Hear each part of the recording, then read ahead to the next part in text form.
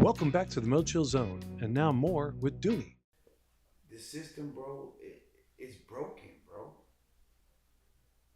It's not for us. It's designed for us, but not for us. Um, and the sad part, I was talking to another sister, older sister, about how our parents trusted in the system, believed in the system. Some still believe in the system. They believe that their children should go to prison. They believe they're safer in prison. What are your thoughts on that? It's insanity, bro. I get it. They have a peace of mind. My mom, I know if I was in jail, she didn't have to worry about me being murdered by the police, been murdered in the street, bro. So she got a peace of mind. She was able to sleep. And that's what I was talking about, the oppression, bro. That's what our black mothers is under oppression and don't even know it. The whole system is about oppression, bro. Whenever you can't sleep or you can't have a normal thought without thinking something's gonna happen negative, is oppression. And so when a black mother, has to have fear that her son is gonna be murdered simply because he's black, that's oppression, right? And that's what I was feeling too, bro. That's what we all feel, but we don't know how to identify what it is that's uneasy about us, and that's oppression, bro. Not every man get in their car, bro, and have to worry about the police pulling them over, bro. They don't have that fear. They don't have that anxiety. They don't have that stress, bro. And police wonder why we respond the way we respond when they pull us over. Because we know what y'all capable of, bro. You're capable of murdering us, plotting, planting dope on us, bro, or giving us a case, bro. Absolutely. And taking us away from our families, though. Absolutely. And so, with that, I have no choice, bro, but to take everything that system has done to me and make sure it doesn't happen to no other kid in my community, bro. Absolutely. And that's just by giving them the truth, bro. Our kids deserve the truth, bro. They've been lied to. They've been bamboozled. They've been hoodwinked just like we were, bro. And we gotta stop it, bro. Or continue to lose our babies. Understood. So hearing, even with at this season in your life, not having any children, and and hearing your understanding about how important it is to be a father figure. When I hear you talk about mothers, and I hear you talk about the struggle, oftentimes it's due to motherhood. Um, we know it takes both a man and a woman to have a child. Takes both. And so the actual way it's supposed to take place is a father is supposed to be a father to a child that he brings into this world, as well as a mother.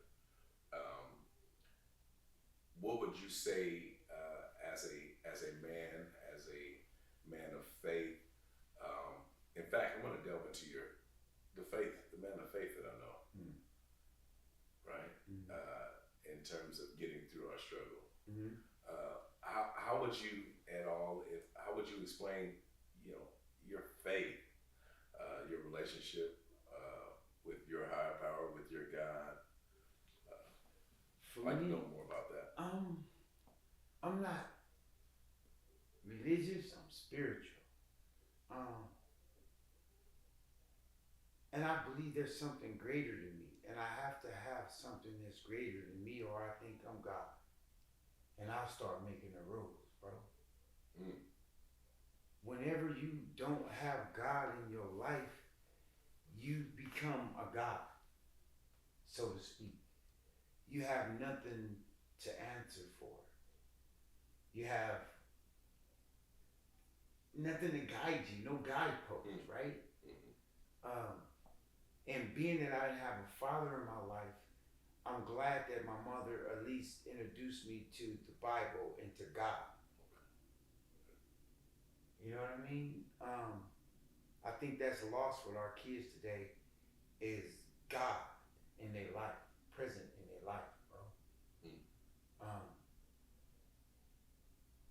If it wasn't for God, I wouldn't have made it through nothing I was going through, bro. You know, and if it wasn't for God, bro, I wouldn't be who I am.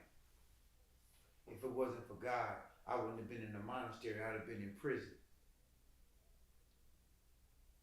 Big It's a difference, bro. Big difference. It's a difference, bro. Big difference.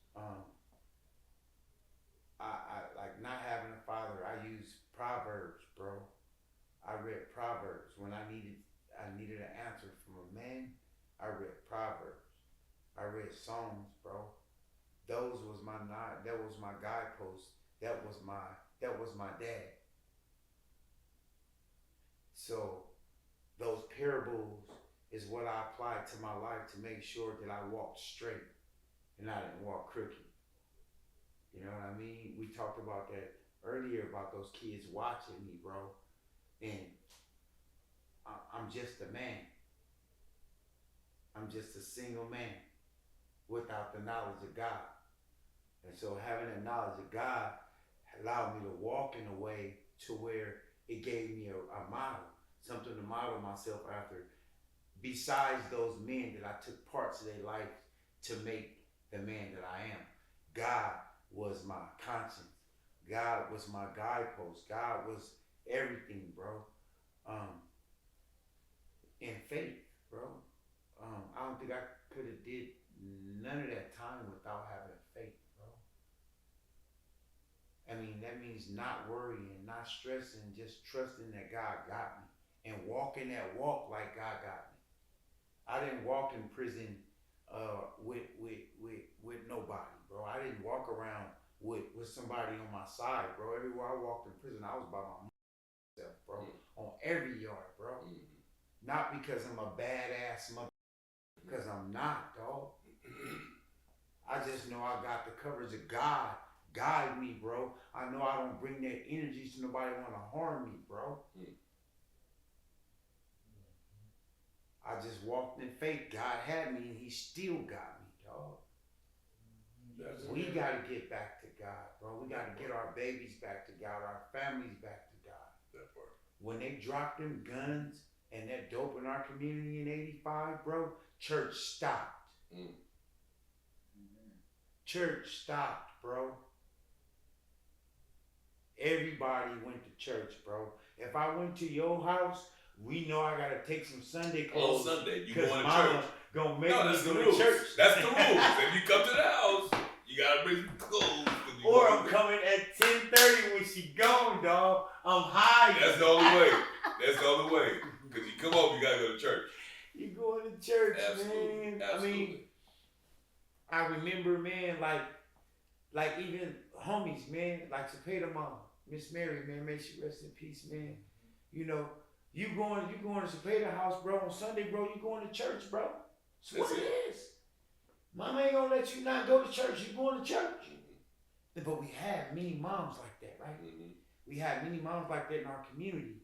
But when they dropped them guns and dope in our community, bro, we stopped being a family unit because we stopped going to church and we stopped serving God and we start serving money and drugs. That became our God in our community. Facts. And so we wonder why the kids do what they do. What example did we leave for them? What are they supposed to follow, bro? And I do what I do now, bro, because if I don't do it, I failed our people, bro. I failed them babies, bro. I don't want to go like that, dog. refuse to go like that because I don't have to go like that. And I don't have to live with no regrets. I can do something about it, bro. We owe them, bro. I owe y'all kids, bro. I don't have none of y'all kids as mine. I owe them, bro. That's what get me up in the morning. We talked about that, that purpose, bro. Absolutely. I want to make sure that them kids have that same community we had when we was growing up, bro. We didn't have to lock our doors, bro. Them kids, we didn't have to worry about our kids out there playing in the front yard. Well, my parents didn't have to worry about us playing in the front yard, bro. They just closed the screen door so no flies come up in there, bro. We was out there. Who said we can't have that? When did that not become hip? When did that not become cool? That our kids can have nothing to worry about, bro. That's gangster, bro. When you can sit back in your house and let your kids go out in the street and don't worry about them, because gangsters is gonna make sure that ain't nothing gonna happen to them, bro. That's gangster, bro. I mean, how many homies is in the fire department? Ambulance drivers, police department, schools, colleges, the Capitol. Where are our men? Why are we not Where's showing our up, bro? community? Why are we not showing up, bro? We'll show up in this little block of space right here, though. This block that we'll die for that's not even ours. Okay. We'll even die for this little block right here while the whole world is out around us, right? And we've not taken no part in that, but we'll die for this right here, and there's nothing there. We own nothing there. We need to get out of that block, bro, and start showing up in places that they don't want to see our faces, bro. Let's try that. So can you begin to tell us a little bit about some of the things that you've been able to not only accomplish but partake in since you've come home after 31 years? Man, I think it's important that I take this time, being that it's election time right now, bro. Okay. And literally our lives is at stake right now, bro. Literally. I've been involved in helping getting our voting rights back for the formerly incarcerated and the brothers that's currently citizens on parole, right? And I think that's one of my greatest feats, bro, is to make sure that we have our voting rights back, bro. Because that was one of the things that they used to disenfranchise us, to make sure that what we feel and what we think don't count. Okay. Right? Absolutely. And they got us believing and bamboozled to believe that our vote don't count. If votes don't count, why in the hell they having an election? They count something. Somebody matter. Right?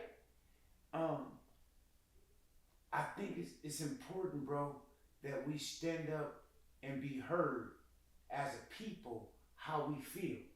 Because we are an untapped resource when it comes to power of the vote, because no one votes.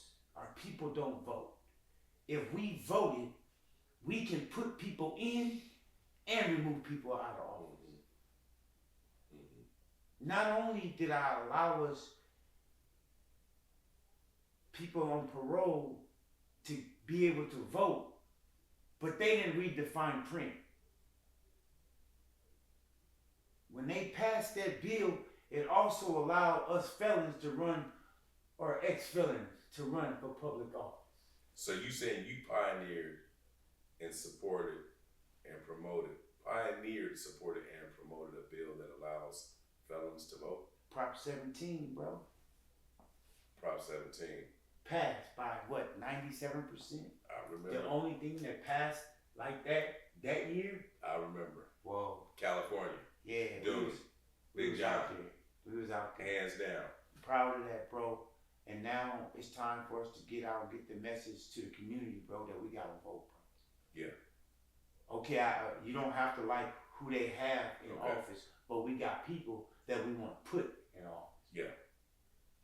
And we got some of us formerly incarcerated that's gonna be running for office too. I'll say that. You know what I mean? But first we must mobilize ourselves as a people, and use that. It's clout. It's power. People get things when they vote, right? Yes. Politicians take care of those people that vote because they vote. Absolutely. No one has our vote. No one has us people of color vote from our communities, bro. Imagine the power we can use and the leverage, I call it leverage, that we have if we vote.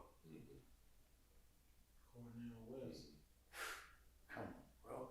I definitely agree with you that at a legislative level, a judicial level, an executive level, most African American people are focused specifically on president. Well, because, I mean, how many communities do they come and canvass our community or to talk to our people about the vote? Let's talk about it. They don't. It ain't nothing to talk about. Conversation over. So we are purposely uneducated, unexposed. Why would I educate you on the vote when you gonna vote my ass out of office because I'm with you? Why would I educate you? What the fuck? Man, your vote don't count. Don't even worry about voting. Matter of fact, I'm gonna give you a record so your ass can't vote. Well, they used to could do that. Used to. They used to could do that. Thank you again.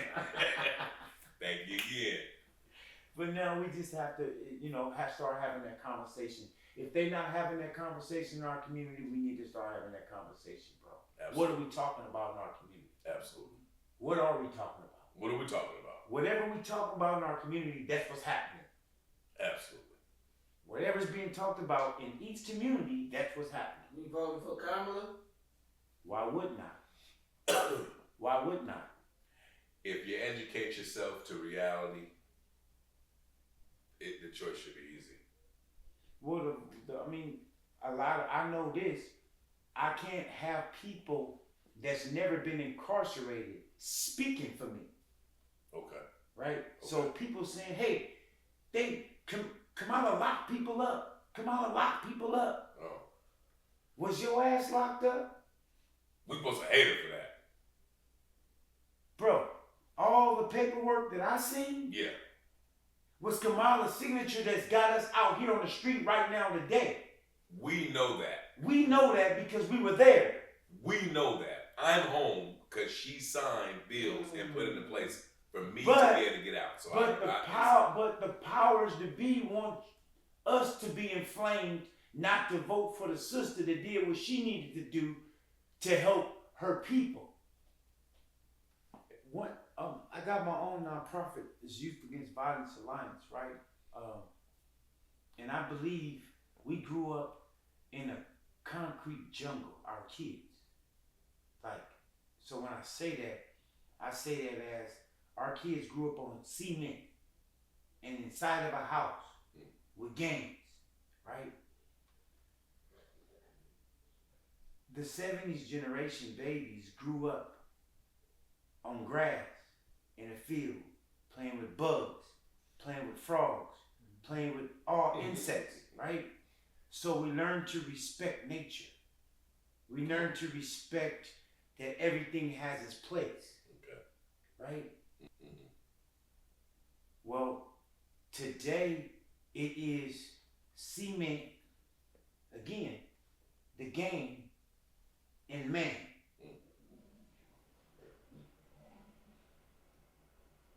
Men's life have no value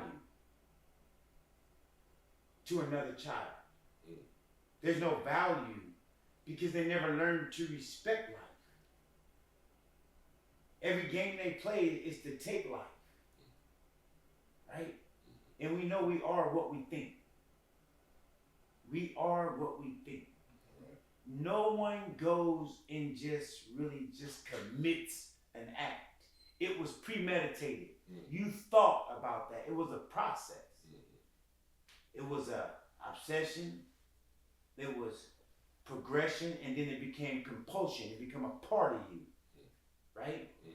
And you don't have to think about it. So when I bring them back, I bring them to the garden, right? We teach them. They'll understand what aphids is. Okay. Yeah, they eat your plants. But then they'll understand that ladybug that you've been crushing protects your plants because it eat that aphid, right? And because men, we disconnect from, especially when your mother is really not present in your life, right? And you have a lot of anger, or she was in your life and you have a lot of anger in you from not having a father. So you don't have that empathetic and caring and that nurturing side like women have because they give life. So because they give life, they naturally are going to protect life, right? Men, we don't give a damn about that. We'll kill anything because we don't give life.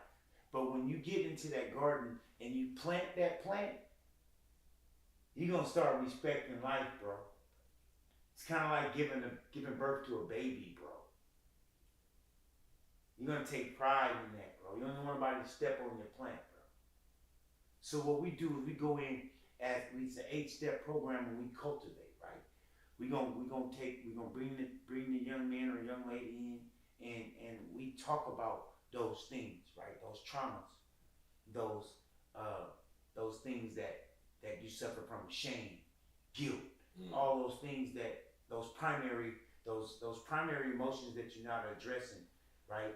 And you just mask them with the secondary emotion, which is the anger and the lashing out and all those other things, right? We wanna dig that up. The first step is tilling that soil, bro. Going into that kid's mind, right? I know a lot of people know that I play a lot of sports and I was a phenomenal athlete, right? But that the coaches taught me to be a phenomenal athlete. They didn't teach me to be a phenomenal human being. Right. They didn't teach me how to deal with that trauma. Okay.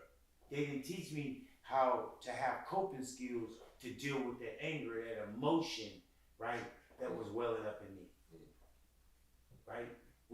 So through my program, we gonna teach these kids how to deal with their emotions, bro. Okay. We wanna teach them how to control their thoughts.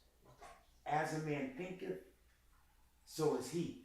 So the whole garden is on the premise is that we're going to teach you how to think and how to be in control of your thoughts. Okay. Right? That thoughts is like raindrops. You like 10,000 of them a day. But they're just thoughts until you make them true. Okay. To what you choose, the thoughts you choose to hold on to, good or bad, it's just a thought until you give it power and you give it life. So just like the garden, if you don't tend to the garden, something will grow. 9 times out of 10 is not going to be something healthy. One way or another. Yeah, it's going to be roots, crabgrass, all type of stuff. You sow it. But that's what happens with our mind. If you don't tend to your thoughts, it'll do what it want to do. It's just gonna do what it does, bro. So we want to teach kids to be gardeners of their own mind, man. Root out those bad thoughts, man. Absolutely. Root out them bad thoughts, bro, and let's get to this good fruit. Or how can the general public either play a part and contribute to what you have going on? I mean, I can always take donations. My organization is Youth Against Violence Alliance.org. Always looking for donations. Tap in. Always looking for support. I'm looking for some people to come out and help in the garden, whatever way.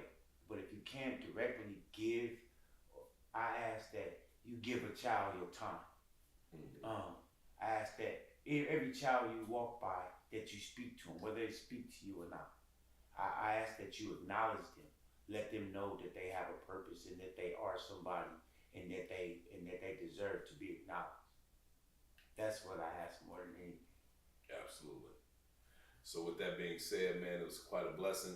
I definitely want to say thank you, you know what I mean, just for being you, for being genuine, and being the inspiration.